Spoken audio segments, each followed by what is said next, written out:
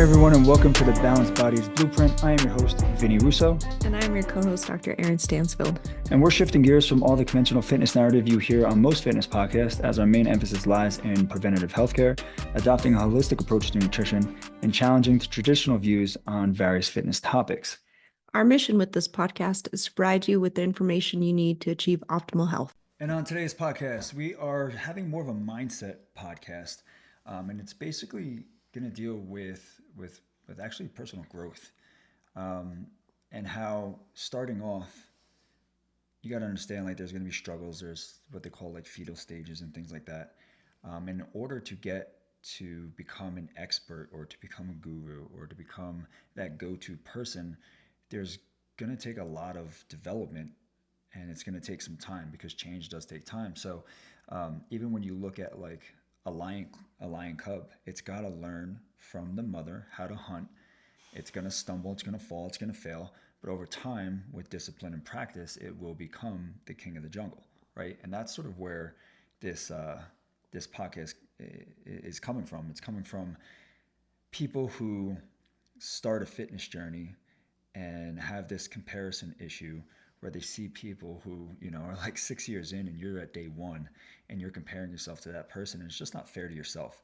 So that's really going to be the whole concept behind this podcast. And I know both of us as hosts, Dr. Eryn and I, we both have a lot of personal stories that we can actually tell, showing our own growth. I mean, I just have this application that I just started, Macro Tasty, and it's still not officially launched just yet. Even by the time this episode comes out, it's still not going to be launched because there's little things that I'm picking up. There are a little bit of issues that we need to just refine. Dr. Eryn, do you have anything that pops in the top of your head where you're like, yeah, like starting off slow and then having to grow into it? I think I've always started off slow.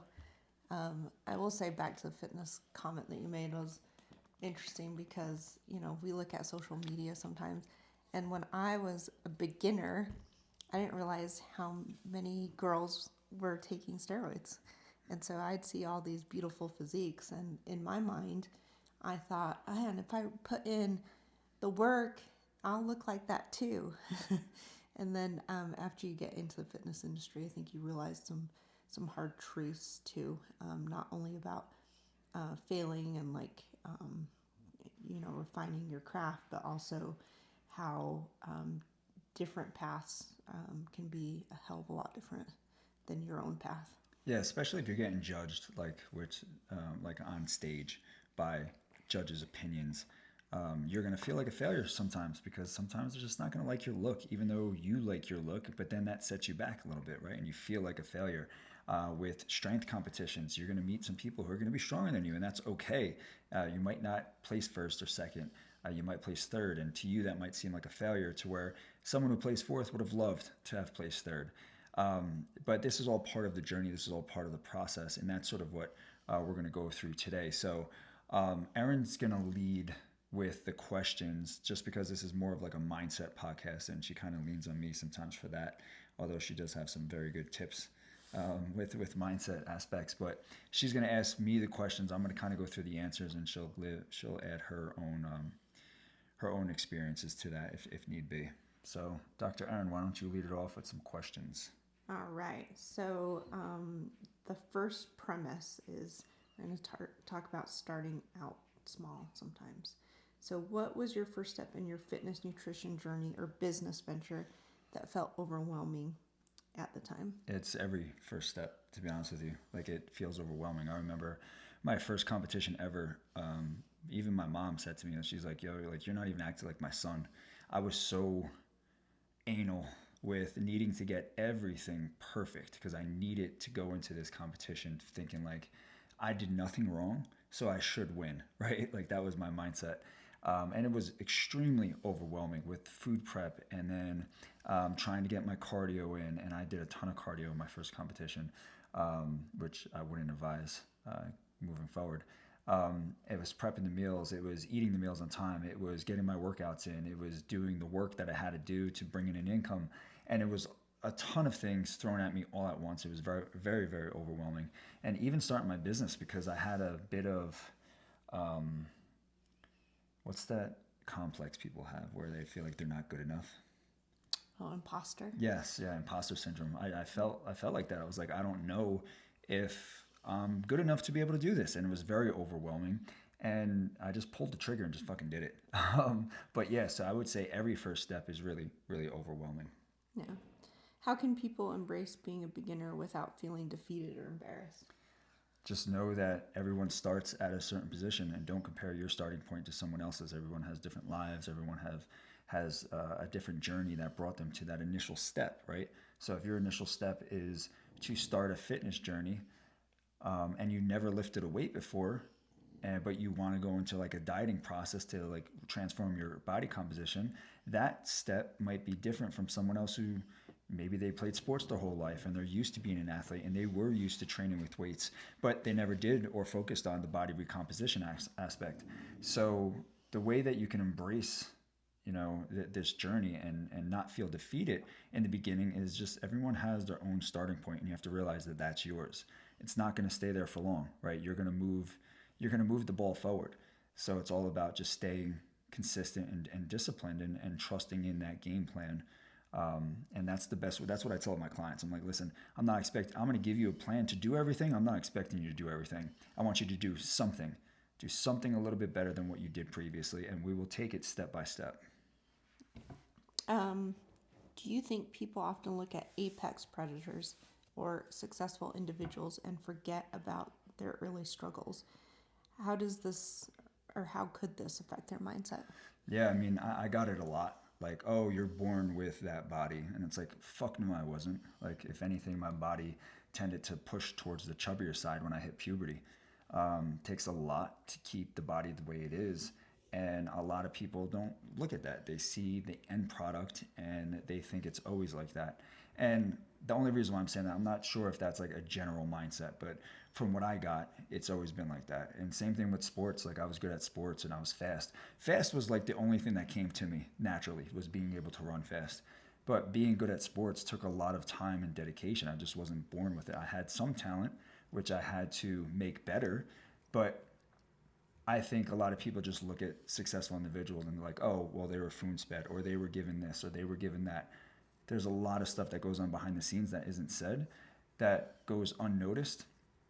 But that's where the growth happens. The growth happens with these individuals. The reason why they're successful is because they're doing the things behind the scenes, not asking people to look at them, right? It's the stuff you do when no one's watching that defines you as an individual. And that's why I think a lot of people sort of look at these successful individuals and they're like, oh, well, his body looks great because he has those genetics. Yeah, he might have the genetics to make him look great, but how did he get to that position anyway? All right. I've asked you this question lots, though. Can you think of a major failure that defined your career? So this might sound cliche, and I know that Dr. Eryn just said that we talked about this, but I don't really see things as failures. I tried to start a lot of things that never really took off. I spent a lot of money, and Eryn can attest to this, and a lot of time on things that had zero ROI. So basically wasting a ton of time and money. But I see this all as being lessons learned. Like, I created this food prep business that was literally different from any food prep business that is out there, and it still has not been done today. But we had to stop because of how tedious it was, which is probably why it hasn't ever come to fruition. And it never hit off, right? And even when I took it off the shelf, like we put it on the shelf for about a year, maybe 2 years, and took it off and tried to start it up again, spending another 2 years on it to refine it, it's back on the shelf, right? So are those failures? If you want to look at it from starting a business aspect, I guess you can, but I still see it as a learned experience. And I know what not to do when moving forward with other things now. So I don't really see things as quote unquote failures. I see it as all as lessons being learned. Yeah, I feel like I've failed plenty of times.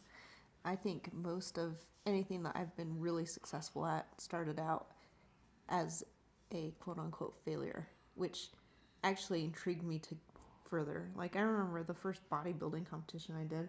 I was one of many girls on the stage, and I got sent off very quickly. They didn't even look at me. And I remember thinking, damn, I think I want to do that again, because I think I could do better. Yeah.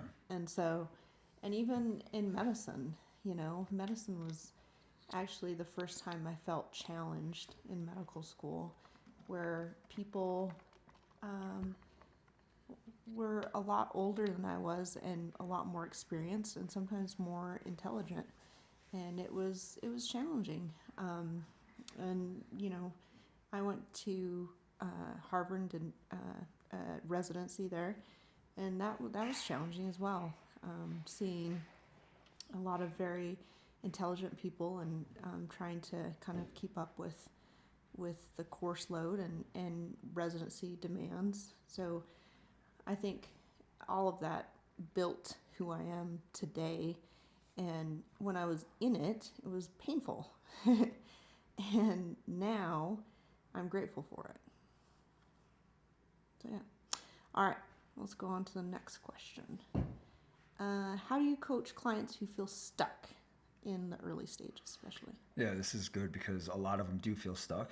Some people get results really quickly right away just because of the consistency aspect and such a new lifestyle. But people who've been trying shit for a long time and come in and like want to see results right away, and they don't. It's very, very weighing on their mind, almost like they're like, oh, here's another failure. But I always say like change takes time, and you got to give something time and time at it and be consistent with it to know if it doesn't work. And by being consistent, I'm not talking about like you give something 2 weeks. Like if you commit to something for 6 months and you're 4 months into that and you're like, man, I've been 100% consistent with everything and I'm not seeing results. Yeah, there might be an issue, right? It's probably not for you. But 4 months is a pretty damn long time, right? So you have to give things time to change. So if you feel like you're stuck and it's still very early in your journey, you just got to give it time. And you also got to reflect on, are you really doing everything that you're supposed to be doing? Because if you're not, you have to have enough self-awareness and enough integrity within yourself to be like, hey, I got to kick this shit up a notch if I really, really want to get results and not feel stuck. So change takes time, and that's usually what I tell clients. I'm going to ask you, off of our list, how do you know when to walk away when you've tried your hardest and it's just not happening? When it's over. So when your game plan is over, that's literally what I would say. So if I signed up for 6 months and I'm going after it and it's 5 months in and I don't feel like I got results, I'm finishing. Like finish what you started. And by the time it's over, if you don't feel like anything has worked, then guess what? It didn't. And that doesn't mean that you're a failure. It just means that the game plan that you had just wasn't for you. So what do you do next? You try again, right? It's all a trial and error. See what works best for you.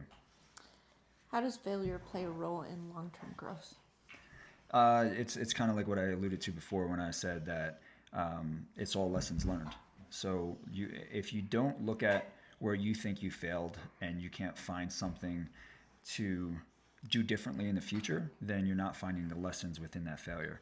So I think that's sort of where your mindset needs to go. It needs to go, and anytime I do fail, there's a lesson to be learned. What was my lesson learned, and what can I use moving forward to avoid this type of failure, quote unquote, again?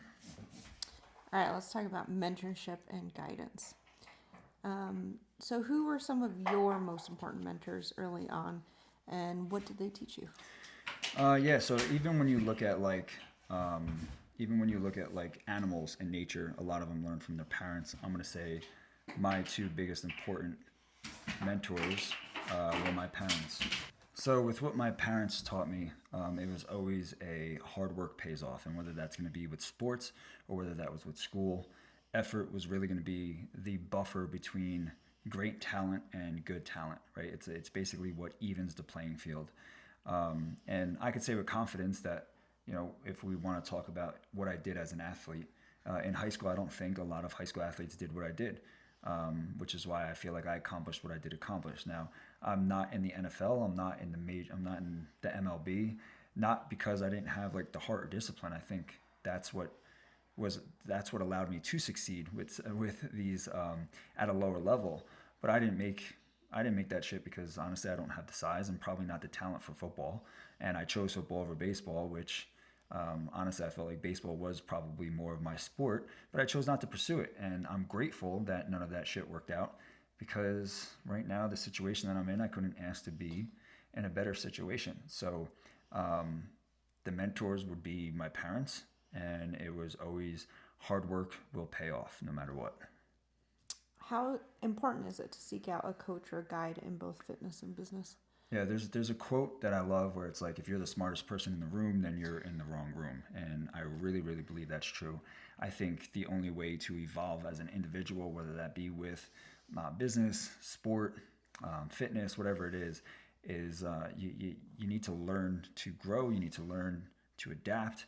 You need to have some type of stimulus that ignites the change, whether that be learning something new, reaching a new PR in terms of like lifting weights, bringing yourself into a deficit that you've never been to, that type of stuff. So I feel like coaches, guides, mentors, they are a crucial part in your success in your journey, because you always can learn from those around you.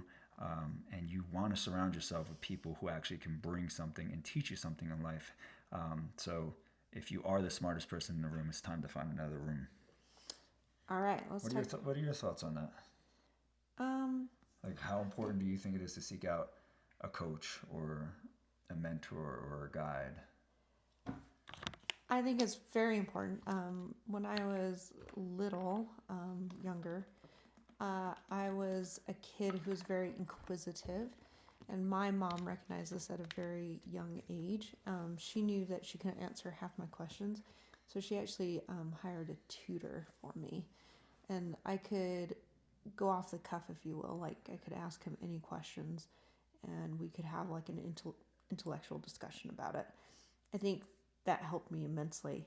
I looked up to him because of his knowledge, and it made us like have great conversations, and it helped me refine skills that I otherwise couldn't have at a very young age. So at that very young age, I recognized how important having an expert, or looking up to an expert, or having expert advice was, and there was no shame in that.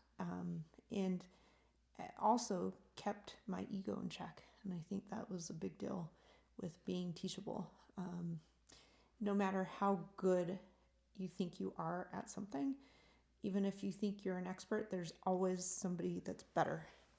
And I'm glad, because I learn from those people. And if you can have those people on your team or on your side, and actually a personal relationship with them, then it's just going to refine your own skills. I agree with that. All right, so let's talk about refining skills, which is the next component. Let's talk about repetition practice. So let's talk about consistency. What role has consistency played in your How many success? things are we talking about? Because we're talking about repetition, we're talking about practice, now we're talking about where are we going? Let's talk about the role of consistency. How do you think it's played into your success? Well, I would say, like, even with anything, becoming elite in anything is going to require repetitive effort, right? Whether that be with fitness goals, or that be business mastery, even parenting, which is something I'm going to experience come February. It's going to require repetitive effort, and it's always doing the boring shit over and over and over again, right? And I think with my success as a coach, I think I set a good example to lead my clients, because I expect consistency out of them, but that's what they see with me when I follow through with things, when I do competitions, when I do photo shoots, when I'm able to get them to a position, when I check in with them every single week, even when I'm going on vacations, I'm still checking in with them. I feel like that consistency alone, they could look up to that. They could see that and be like, you know what, if he could be that consistent with me, why can't I be that consistent with my plan? Not only for him, but for myself too. So I think it helps solidify my status as a coach. And honestly, I'm proud to actually say that. But when it comes down to consistency overall, like when my mind's on something, I don't really like to veer off the game plan, which I have. And that's kind of what led to my success, whether that be on the field, on the stage, or in the world of business, or even into the heart of the woman that I love. So I will say that I feel like this is probably one of your strongest attributes, is that you always show up. Like, if you say, I'm going to do this. You show up. There's a lot of integrity in that.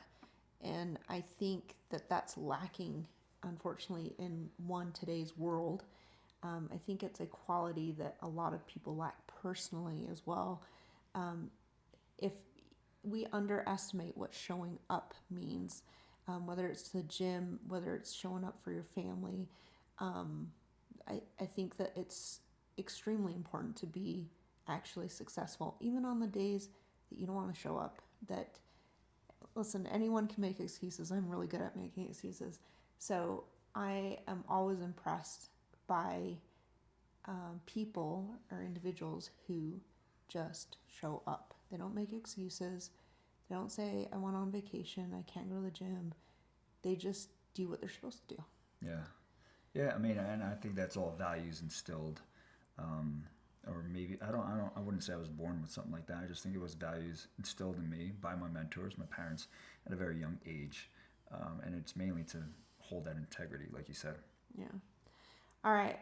What about a time where you felt like progress was too slow and you still kept going? Well, we could talk about this podcast for one. It's like the growth of this podcast sucks. I'm going to be honest, and it's not hot, right? It's not hot at all. But I feel like we give so much good information. This podcast is like a mindset thing, but like when we dive into the science and stuff, we have guests on, and like the way you talk about certain things, and like how you give out valuable information, and me with nutrition, it just like it sucks to me because it hasn't hit off yet. Like I said, because I know the value that these episodes have. So what keeps me going is knowing that we're doing this every single week. Like we're doing it a little bit late today, once again, and we both kind of said, shit, like we have to do this podcast, and we have to stay consistent with it. And what I think is that consistency will eventually pay off. You know, every week we're going to be put out an episode as promised. Like we just said, we show up, like we are showing up, we are doing this as promised to give one episode every single week. And we need to maintain that integrity. And then you never know what's going to happen, right? One episode might hit someone with a huge following and they might share it and it might just bring everyone to our show. Who knows, right? But if I'm going to be completely honest, progress to me is always slow. And that's something that I've been always dealt with. I always feel like things could be more efficient. I feel like I could get to the goal faster. But then again, that's where like my daily gratitude kind of comes into play. It's to remind myself of what I have like right now in the moment, and that I really don't need more, or I don't need things to be faster.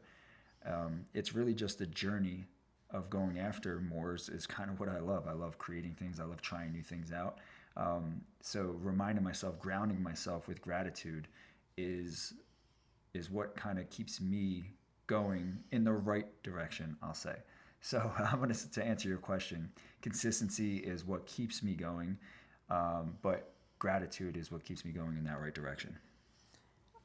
It's interesting that you bring up the podcast because I know social media is about like how many likes and how many people follow you and how big it hits off, and the podcast is part of that, and we do have useful information, but I guess I'm more selfish than that. I see this podcast as a challenge to one, myself, and two, it gives me an opportunity to really deeply dive into intellectual subjects that I feel passionate about, and I feel like why not share that? Now, I guess I'm less concerned about, if it hits off, it hits off, whatever. But I like the personal challenge of learning more. Yeah. Yeah, well, I mean, if you want to dive into the personal progress of it, you could go that route. Me though, yeah, it's like, why hasn't this reached more people? We could help more people. I want it to get out, but yeah. We'll see what happens. It's still kind of early, a little bit over a year in. Yeah. All right, let's talk about your clients. How do you teach your clients the value of trusting the process when results don't come fast? Well, I usually tell clients that progress isn't always visible at first, right? It's like planting a seed. When you plant a seed, it takes some time, it takes some nurturing in order for it to grow into a tree, right? Change, like I said before, will take time. So in fitness, you got to understand too, like the first initial weeks, you're often laying the foundation, especially like with my dieting process. It's like there's a system in place. I need you to learn the system. Like I don't expect you to get it perfectly right off the bat. If you do, great, but there's a system. Don't want you to feel overwhelmed. I need you to build the right habits. I need you to understand how to check in. I need you to understand what I expect of you, that type of thing. So you got like the initial aspect of it when the results aren't coming fast is you're still learning the process, right? And that's where the mindset really needs to shift. You got to just get everything down first, get your ducks in a row, and then allow it some time to actually see some progress, right? And also, when you make it to the gym, that's another small step, like you said before. When you have your meal and you don't veer off the plan, well, that's another small step. When you're actually making an effort to stay hydrated, that's another small step moving forward. And all these small steps, they're just an investment in what your future self is going to become, right? So one thing that I do with some clients is like I show some clients, once I get their approval, I could show a client like, hey, look, this is where this person started off. This is where they ended up. But look, this was them 2 months in. Like they didn't have much progress from start 1 to month 2. But by the end of their journey, there's tons of progress, right? So everyone's going to be different. Your journey is going to be different from Sally's. Sally's is going to be different from Joe's, right? So the goal for me is to really shift the mindset from instant gratification right off the bat to long-term gratification, and just enforcing them that over time throughout this journey, if you commit and you stay consistent and you build that discipline over time, those results will eventually follow, but you got to give it time. All right. The next part, avoiding comparison. Has comparison affected your own journey? At first, at a young age, I'm going to actually say that it was beneficial. Because you're better than everyone? No. I want to say it was beneficial, but there's a little twist to that, right? So like with football, when I was able to start my sophomore year on defense as a strong safety, but we had a really good running back and we had a really good tight end, and they were very well known. They made, they had their all states and all stuff like that. And my comparison was like, when I am going to be there, I need to be better than them. But I wasn't there yet. So that's why I said there's a little bit of a twist. It was like I was preparing my future. I was comparing my future self to what they would be. But it made me want to be better than them, right? It made me want to work harder to be there. So I would say in that aspect, it actually helped. But I will say I got smacked in the face as a business owner. And I realized how harmful it could be. So I would say to myself often, like, I am a way better coach than this person X, right? I'll just call them X. But their business is making like 6 figures a month, right? And they have so many clients. They get clients all the time and everyone preaches about them. But I know more than them. I know my systems are a little bit better. What am I doing wrong?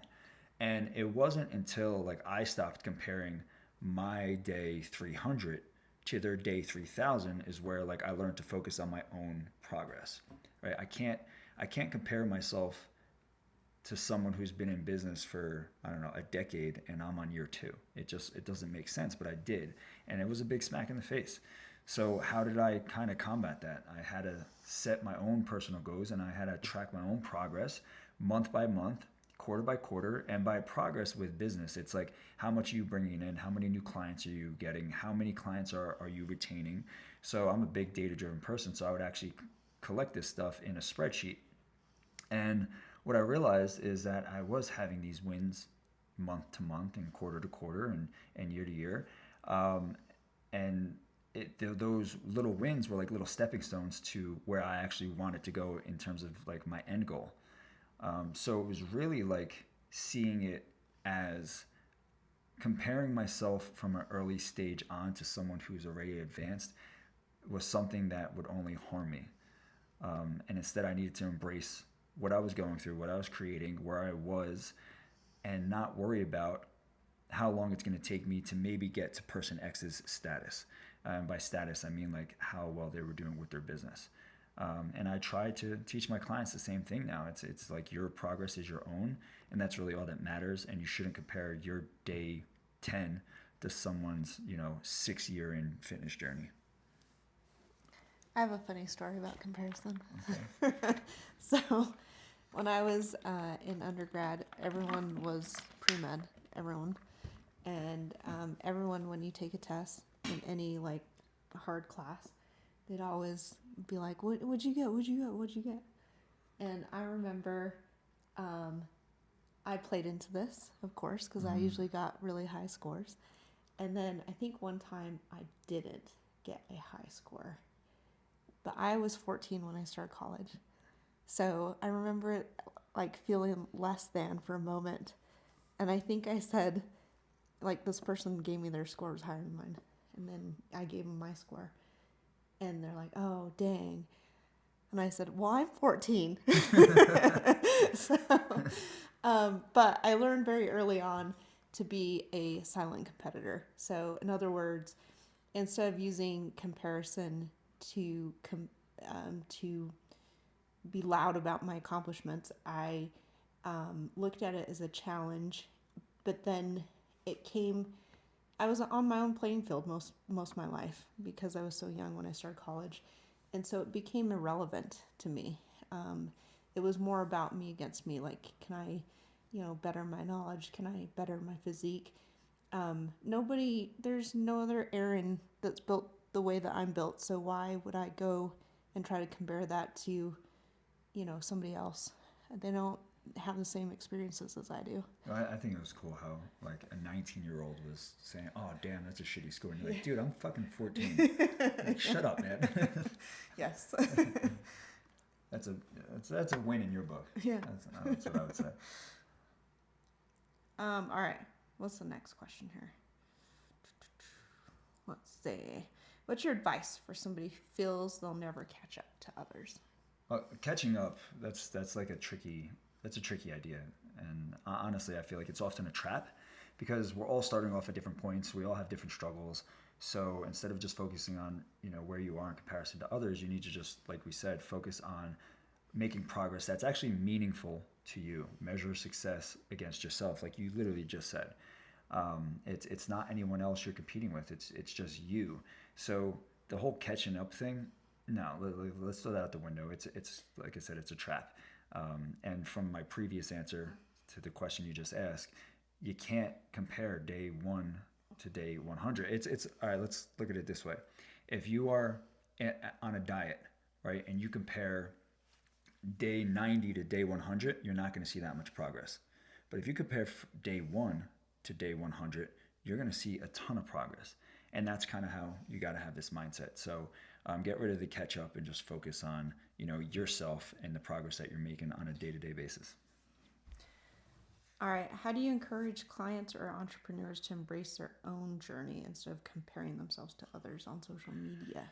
Social media, it's a highlight reel, plain and simple. And honestly, I'm guilty of it. Like, I just did a photo shoot, and guess what photos I'm going to be posting? I'm going to be posting those photos, right? Like, social media rarely shows the struggles or the setbacks. It really shows the behind the scenes. And what I try to do with my clients is I try to remind them that they're only seeing a small part of someone's journey. It's not the full story. But this is the main reason why I ask our clients whenever they're done with us to provide video testimonials. It's not just going to be a starting and ending photo and showing the transformation. I want people to know the actual story behind the transformation, because there's struggles, right? There's times where I need to be a hard ass as a coach and say, get your shit together. There's going to be a lot of times where clients are going to say, yeah, he might have been a hard ass, but he really showed he cared. Like, you need to hear the entire journey. It's not just the end result. So I've seen firsthand, that real progress is made off camera. It's real. It's in the quiet, right? And it's going to be the consistent work that no one else sees. It's doing that boring shit day in and day out, over and over and over again, in order to see those results.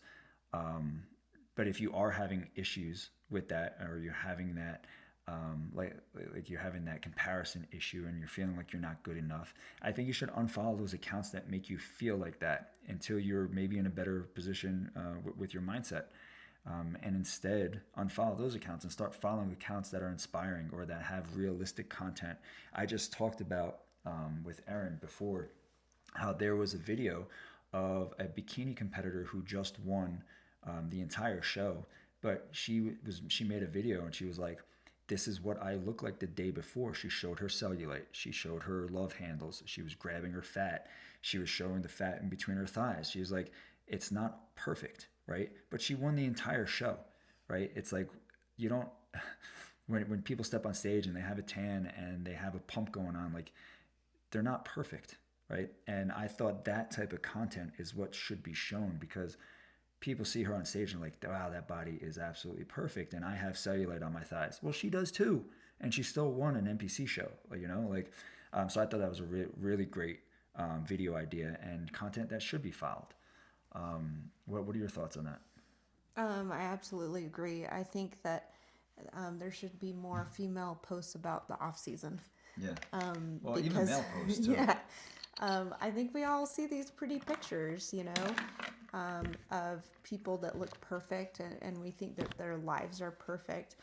You know, this is kind of off topic, but I remember, like, you know, we only see the end result, right? We don't see everything that happened, like you said, the behind the scenes thing.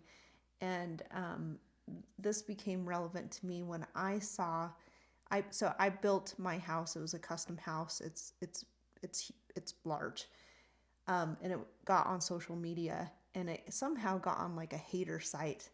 And I remember just all the derogatory comments on like what I must have done to build the house.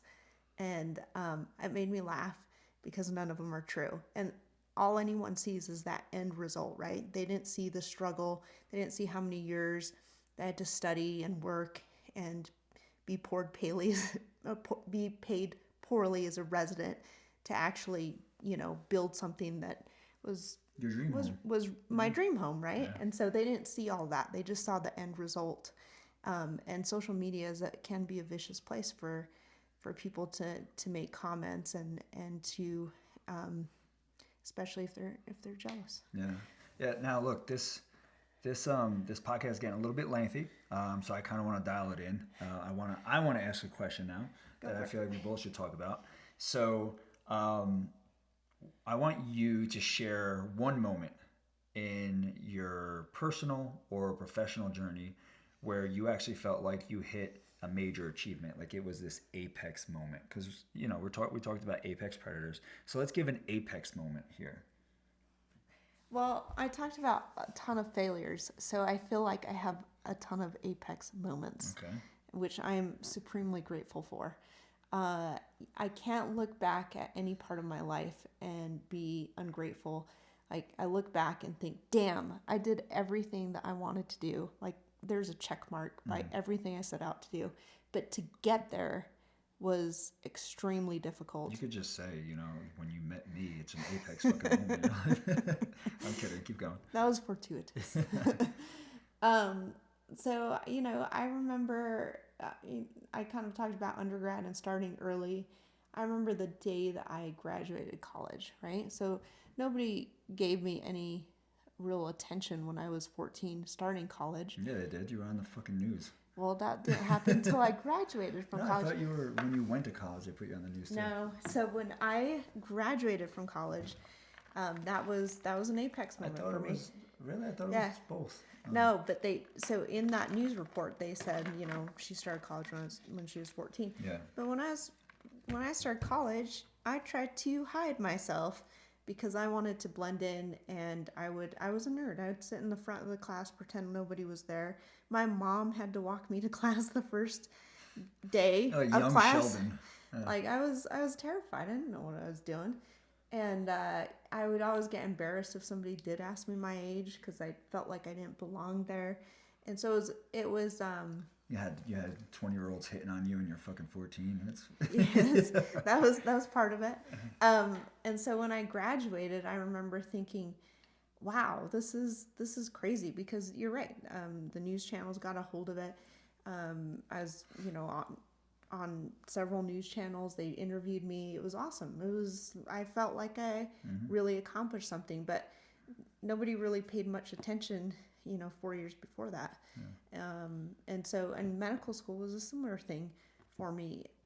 It's just, I feel so grateful in my life because I've had a ton of challenges, but I've had a ton of successes that came along with those challenges, and I'm grateful for all of those. It built who I am today. Yeah. What about you? Well, I don't know if I could follow that up, but I'll say honestly, like this one will be financial. It was when I first started making like 25K a month. That to me, and I had other forms of income coming in as well, but the business was bringing that in. And I honestly, like, it was a different feeling. It was a different mindset. Like, I didn't like at price tags. I didn't care about gas prices. Anytime I went out, I always paid for my friends. Like, it just, money didn't mean anything to me then when that was happening.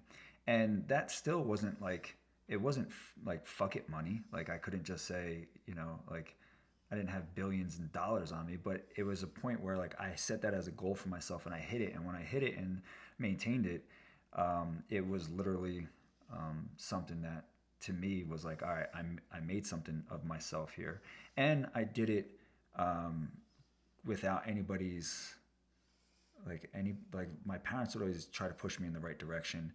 When I was doing that, they were my father especially was kind of like against it because I was like, I want to leave teaching in order to do this, and he was like, why would you risk losing benefits? Why would you risk a steady income for this? Until he saw that number too, and he was like, all right, I think you made the right decision. But I set that goal for myself, and when I hit it, there was just a sense of like I'm finally there, right? Which was then followed by how can I turn that 25K to 50K, which is a double-edged sword because I always see one peak after another. And instead of being grateful for that in that moment, it was more or less like, all right, time to start another journey and move towards that other goal mark now. So That's yeah. really what you should talk about. What? Moving the goal mark. Yeah, always. The goalpost is always moving with me. Yeah. That'll be time for another episode.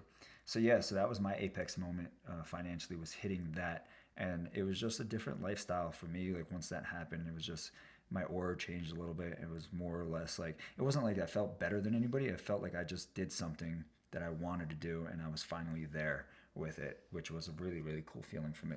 So that would be my apex moment. So I was gonna say your apex moment was when you beat cancer.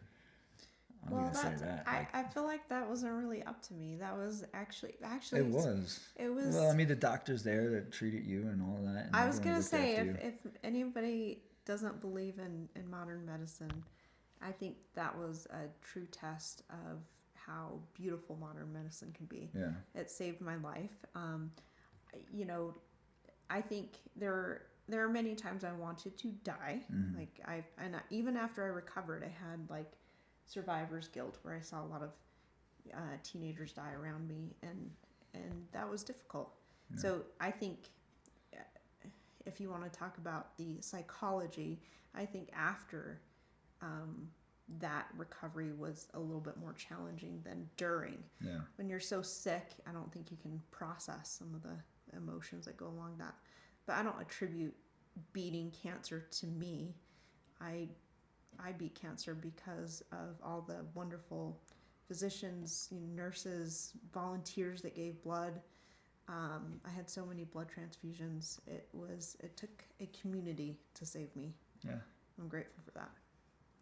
I still think you had something in there. Anyway, so that's going to be the end. Let's wrap it up here because we're going pretty long, over 40 minutes.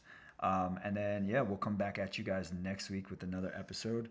Next week, we're going to talk about my photo shoot prep, because this photo shoot prep was a lot different from no other preps that I've done, where I try to get as lean as possible. And this wasn't really like that. So we're going to talk a little bit about that. So we will see you all next week. So on behalf of Balanced Bodies, we just want to say thank you for joining us on this episode of the Balanced Bodies Blueprint. We are committed to bringing valuable content. And if you enjoyed today's episode, we'd greatly appreciate it if you can take a moment and like it and leave a 5-star review. On Apple, just go to the show, scroll down to the bottom and rate it there. If you're on Spotify, go to the show's page, click the 3 dots, and you can rate it there as well. And if you believe in the power of knowledge, share this episode on your social media to try and get the information out there to as many people as possible. And as you navigate your own path towards better health, remember that Balanced Bodies is forever in your corner. See you all next week. The podcast content may include discussions of medical topics and health-related information. However, the information provided should not be considered exhaustive or complete, and it should not be relied upon as a substitute for professional medical advice or treatment. Always seek the advice of your physician or other qualified healthcare providers with any questions you may have regarding a medical condition or treatment.